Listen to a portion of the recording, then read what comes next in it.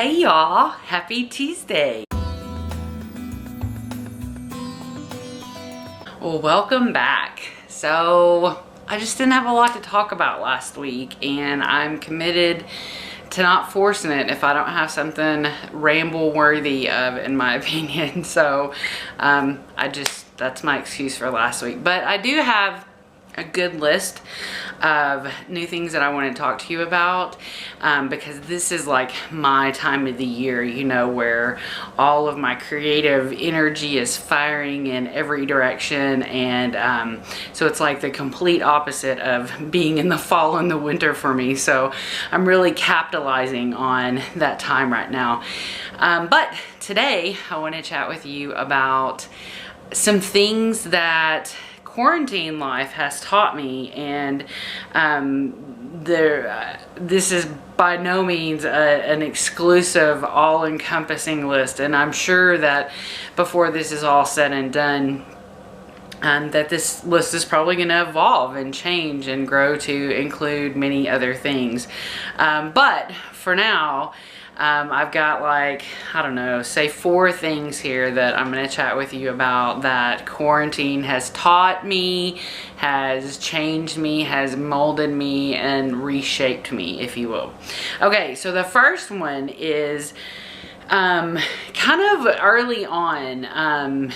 Something in me, maybe it's just that mama's intuition, clicked for me that I needed to be super, super mindful of the fact that I'm kind of like the emotional barometer of the house. And when we really got into not going out at all and just staying here, I immediately I immediately confronted myself with the fact that everybody, from me down to the littlest kid to the oldest kid to my husband, everybody is going to be in their unique space of dealing with being home all the time, you know, and they all are going to have their own unique emotions. And so for once, even though I'm always the emotional barometer in the house, like, it just never really kicked in as hard for me as it did going into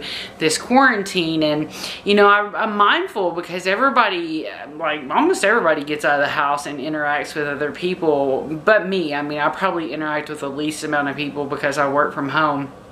But knowing that they had that outlet and now they don't have that outlet and they're basically just stuck here with me, really helped me become really, really mindful of not letting simple situations, you know, get really blown up. And I'll talk a little bit more about that in a second. And so each of them kind of flow into the next thing for me. And so a way that I've been able to kind of stemmy my own emotions so that I'm a better barometer for everybody is by recognizing when I need a break. And because I do good, you know, I do good. I'm like, you see me, I'm this way. I'm happy, I'm joyful, I'm having a lot of fun with my children. But there's times that I have moments just with my husband because we try to keep the emotions away from the kids right now. But there's times where, you know, anything from all the people that have lost their jobs to emotional feelings I feel for healthcare workers, that my emotions just really can get the best of me. And what I've done though, and this is my second thing, is that I've learned to let myself take a break. Like before, it didn't matter like how tired I was. I'd wake up and lie to myself, tell myself I was going to take a nap, and I'd still never give myself good rest. But now, in this time, like if I start to get into an emotional day or an emotional couple of days, I know it's time for me to take a nap and to get some extra rest. And for the first several weekends that we were in this situation, like every weekend I was up on Saturday early, either doing stuff for the garden or doing stuff to procure vegetables for the house.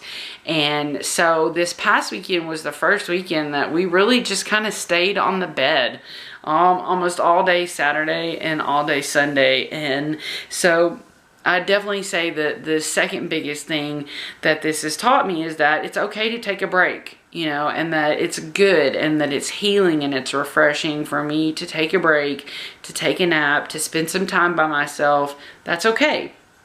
Now, the third thing that kind of tied in with the first part of what I was saying is I've really learned, and this time has taught me what to really make a big deal out of, you know, and like I said, tying back to my first point, if I really am selective about what I make a big deal out of, then I'm better able to help everybody else manage their emotions.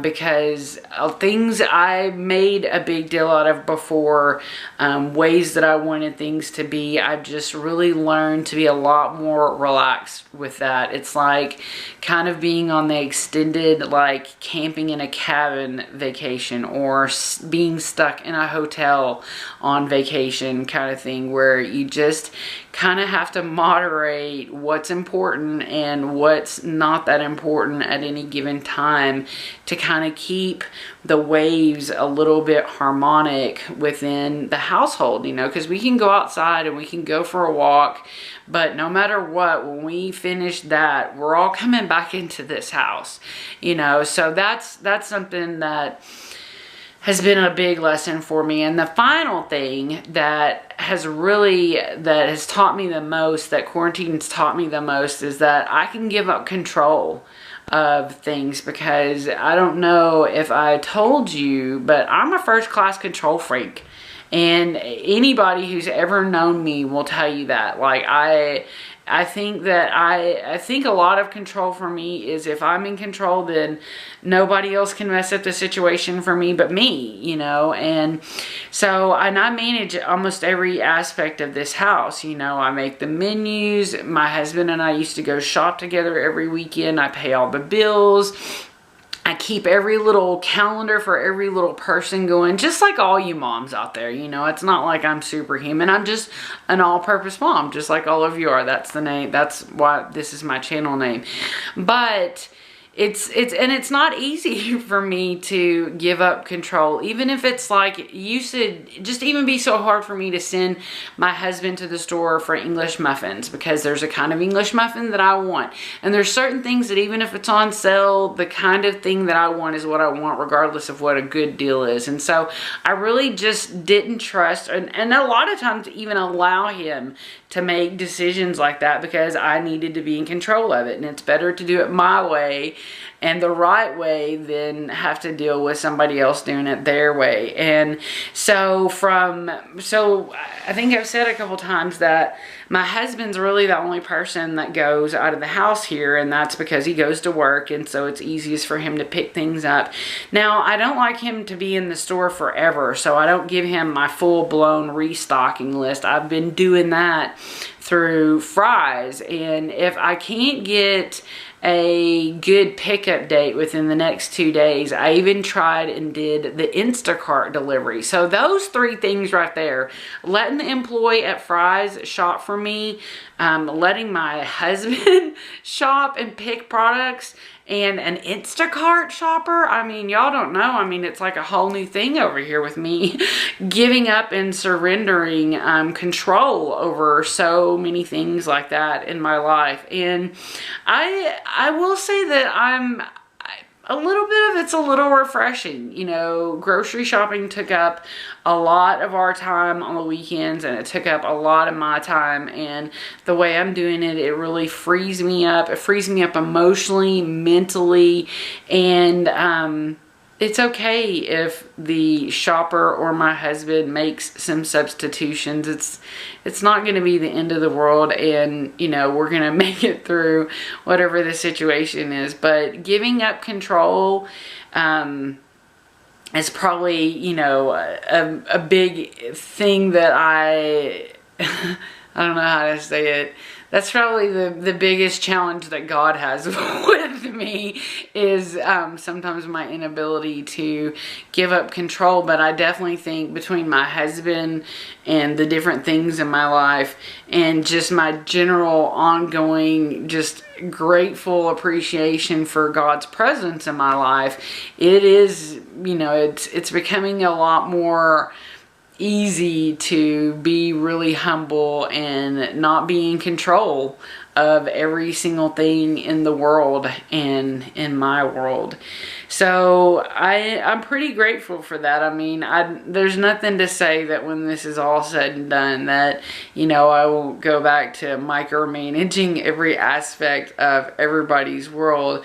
But I do hope that more than anything that I take away from this quarantine, the thing that latches on for me are the ones that I talked about today, about being able to surrender control, to get help, to get what we need, and just to feel comfortable sometimes, and you know, trust in my husband to make good choices, and surrender in control over this situation and how it affects me and how it affects my family, and remembering that I don't have to make a big deal out of everything, and that it's okay to take a break, and that I've got to be mindful of you know, blowing up the flames around somebody being upset and helping them to harmonize and get calmed down. That it's more important for me to do that instead of, you know, fanning the flames of whatever emotions they're having right now. So I'd love to hear what's going on with you. Like, what do you feel like quarantine has taught you? Like, and I'm talking about serious stuff, not just like the sarcasm, because I mean, I could sit forever and talk about the sarcastic things that quarantine has taught me. But I think that, you know, this is a global, spiritual, emotional, mental time of rejuvenation and regrowth for all of us. So I really hope that you're taking the time to reflect on the things that are at work in your life and the things that are improving in your life and things that have improved about you, because it's really, really easy, especially as a mom, especially as any human, but when you've got a lot on your plate, it's very, very easy to overlook any improvements that you've made. So I hope that maybe considering in yourself what this quarantine time has taught you, it also enables you to reflect on some positive things that have improved about yourself.